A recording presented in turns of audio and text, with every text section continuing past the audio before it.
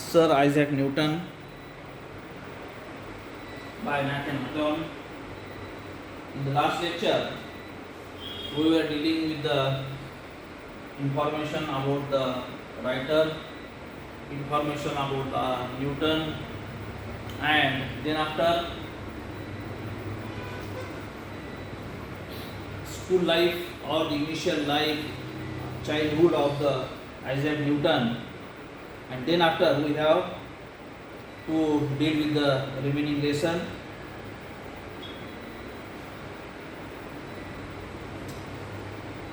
Indeed, there was some ground for supposing that Isaac would devote himself to the manufacturing of clocks, since he had already made one of the kind which nobody had ever heard of before.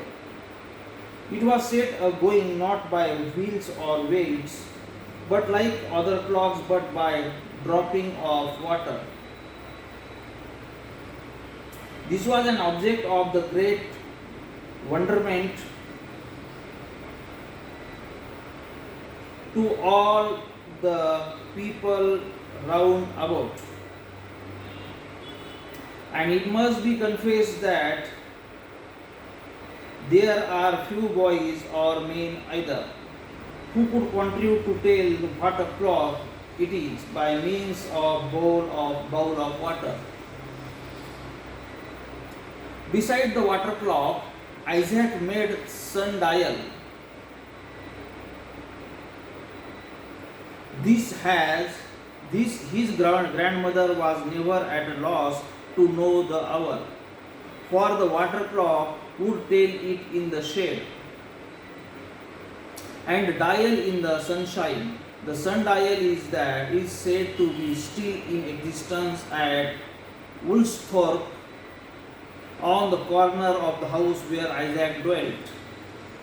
If so, it must have the corner of the house where Isaac dwelt. If so, it must have marked the passage of every sunny hour that has elapsed. Since Isaac Newton was a boy, it marked all the famous moments of his life. It marked the hour of his death. And still the sunshine creeps slowly over it as regularly as when Isaac first set it up. Yet we must not say that the sundial has lasted longer than it makes. For Isaac Newton will exist long after the dial, yea, long after the sun itself shall have crumbled to decay. Isaac possessed a wonderful faculty of acquiring knowledge by the simplest means. For instance, what methods do you suppose he took to find out the strength of the wind? You will never guess how the boy could compel that unseen, unconstant and ungovernable wanderer the wind to tell him the measure of its strength. Yet nothing can be more simple. He jumped against the wind, and by the length of his jump, he could calculate the force of a gentle breeze, a brisk gale, or a tempest. Thus, even in his boyish sports, he was continually searching out the secret of philosophy. See here, this one is the information about the Newton, where his interest, where his inventions, where his findings that one can observe here. Not far from his grandmother's residence, there was a windmill which operated on a new plan. Isaac was in the habit of going thither frequently and would spent whole hours in examining its various parts. While the mill was at rest, he prayed into his internal machinery. When its broad sails were set in motion by the wind, he watched the process by which the millstones were made to revolve and crush the grain that was put into the hooper. After gaining the thorough knowledge of its construction, he was observed to be unusually busy with his tools. It was not long before his grandmother and all the neighborhood knew what Isaac Newton had been about. He had constructed a model of the windmill, though not so large, I suppose, as one of the box traps which boys set to catch squirrel. Yet every part of the mill and its machinery was complete. Its little sails were neatly made of linen and reeled around very swiftly when the mill was placed in the draught of air. Even a puff of wind from Isaac's mouth or from the pair of bellows was sufficient to set to sail the in motion. And what was most curious, if a handful of grains of wheat were put into the little hopper, they would soon be converted into snow white flour. See here, Isaac Newton used to visit a windmill which was very close to the house of his grandmother, where Isaac Newton used to visit regularly, and he used to observe the windmill, and his observations were to know the mechanics of the windmill, how it was constructed, and on regular visits, on observations, and on getting the full knowledge of the windmill, one day, with the help of the tools, this man, that is Sir Isaac Newton, constructed the replica of the windmill at home. And on constructing the replica at his home, the Newton was very happy. See here, then after, Isaac's playmates were enchanted with his new windmill.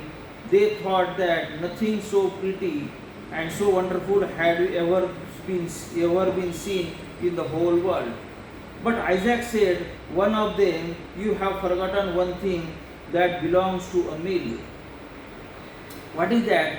Asked Isaac, for he supposed that from the roots of the mill to its foundation he had forgotten nothing. Where is the miller? Said his friend.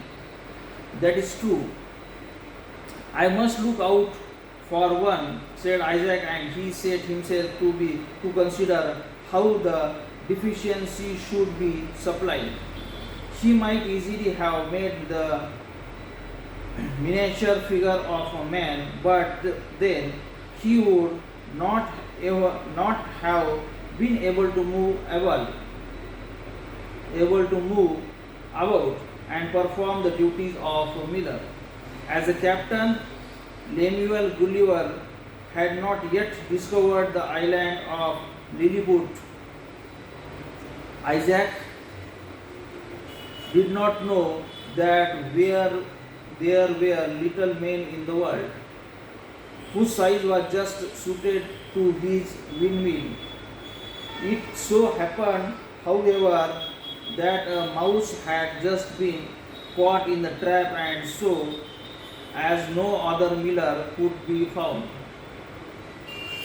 Mr. Mouse was appointed to that important office. The new miller made a very respectable appearance in his dark grey coat. The sorry, to be sure, he had not a very good character for honesty, and was suspected of something stealing a portion of the grains which was given him to grind. But perhaps somehow two-legged millers are quite as dishonest as this small quadrat. As Isaac grew older, it was found that he had far more important matters in his mind than the manufacture of toys. Like the other little windmill, all day long, if left to himself, it was either absorbed in thought or engaged in some books of mathematics.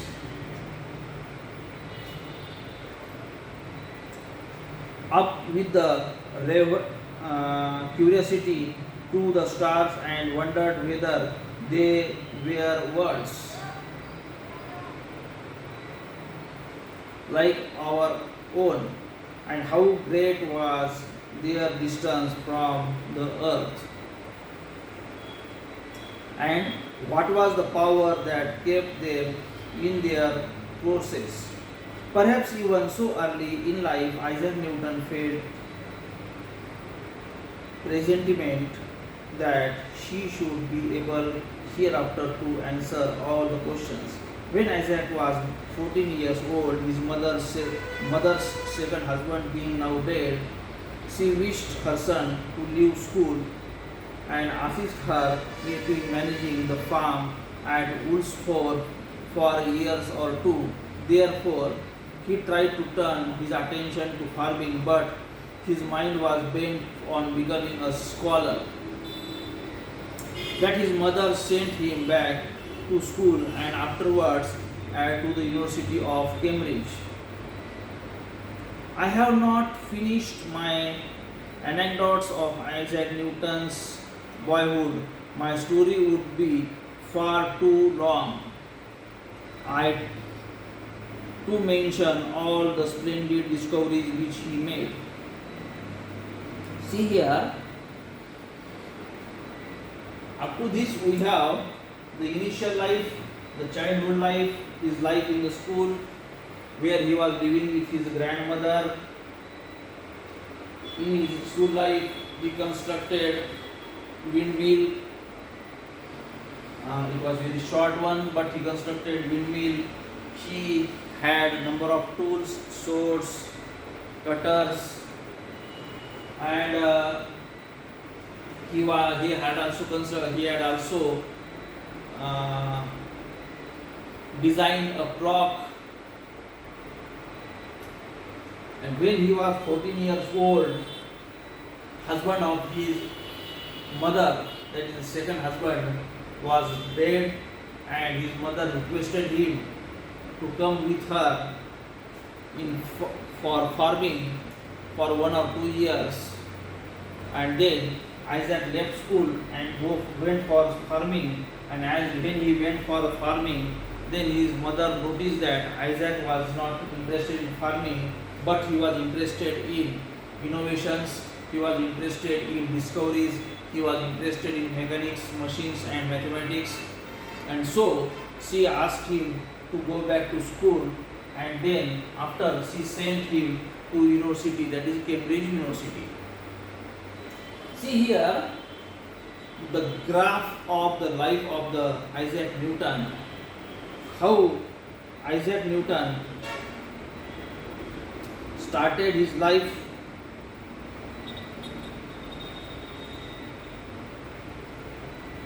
Here we have some of the information about Isaac Newton. Last part is remained. We will conclude it in the next lecture. Thank you.